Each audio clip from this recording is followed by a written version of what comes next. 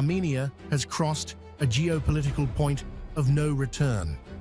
By hosting the European Political Community Summit and aggressively courting the EU, Prime Minister Nikol Pashinyan is freezing Russian military ties and pivoting west.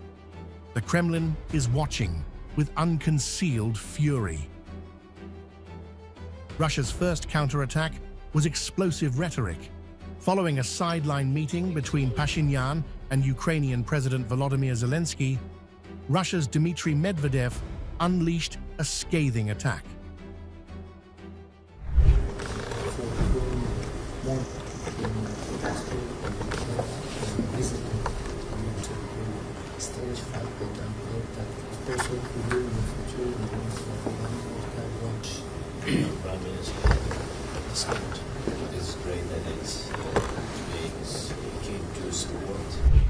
On Telegram, Medvedev branded the two leaders brainless Russophobes. He mocked their English, claiming they'd soon go back to wagging their tongues in Russian, and joked Donald Trump should give them an English exam. Here is the full meeting video.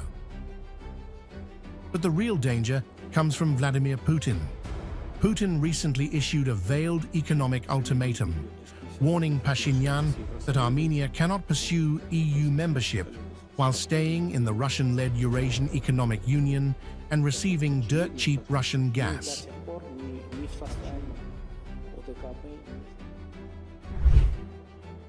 We see a discussion underway in Armenia about developing relations with the European Union. We are completely relaxed about this. We understand that any country seeks maximum benefits from cooperation with third countries. But this should be obvious and should be stated frankly, up front, so to speak. Being in the customs union with the European Union and the Eurasian Economic Community is impossible. Pashinyan's pivot is also sparking fires at home. Zelensky's arrival in Yerevan triggered fierce protests. Traumatized by the recent loss of Nagorno-Karabakh, demonstrators clashed with pro-Western activists, tearing down Ukrainian flags and calling the Ukrainian president a dangerous symbol of war.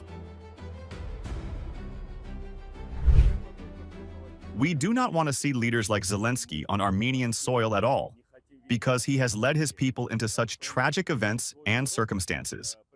No cutaways at source. We have a positive attitude toward the Ukrainian people. We have had good relations with them for decades and centuries. In this case, however, we are speaking out against a particular leader. Wherever he may be, he is a symbol of war. We would prefer not to see him in Armenia.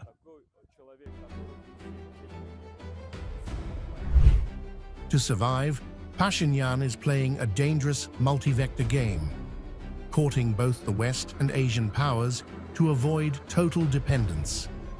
With elections looming in June, the question is, can Western support arrive fast enough, or will Russian economic retaliation and domestic fractures tear Armenia apart first?